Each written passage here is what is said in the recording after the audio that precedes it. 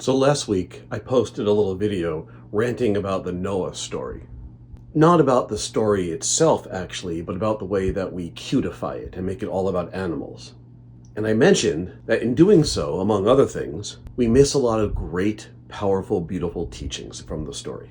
Well, this seems like a good week to share with you what is, for me, maybe the single most important lesson we can get from the Noah story. It's a teaching I learned directly from my rabbi, Rabbi Jerome Molino, of blessed memory. And he taught me that the core message of the Noah story is what happens at the end, when God promises to never bring another flood, never wipe out humanity again. But to understand why that's so important and why that's so powerful, we have to understand a little bit about ancient cosmology, about how our ancestors understood the workings of the universe. The creation story in Genesis makes it clear that our ancestors thought that there was actually a giant ocean above us. It says that God separated the waters into the upper and the lower waters.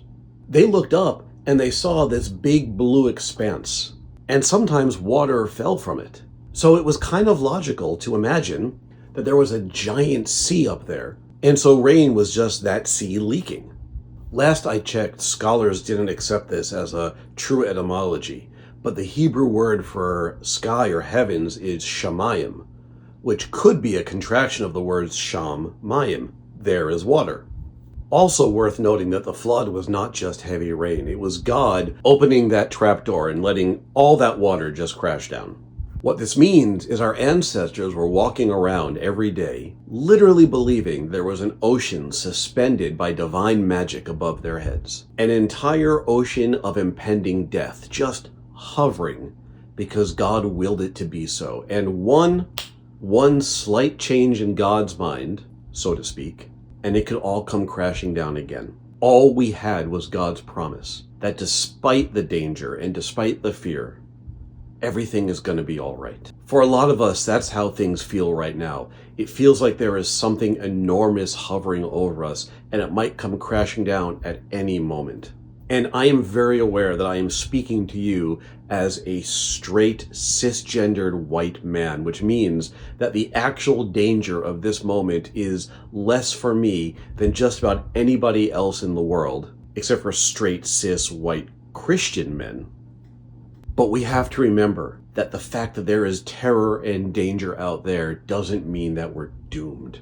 And it doesn't mean that we have to or should stay inside hiding from that danger. The world has always been a scary place, and it's just gotten a little bit scarier. But we don't have to collapse under that fear. In fact, we can't collapse under that fear because now we've got work to do. I don't want to make light of it. I don't want to tell anyone to just buck up and get out there. This sucks.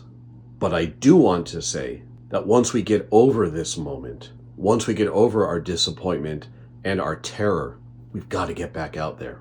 We've got to find the strength to keep working and to keep fighting.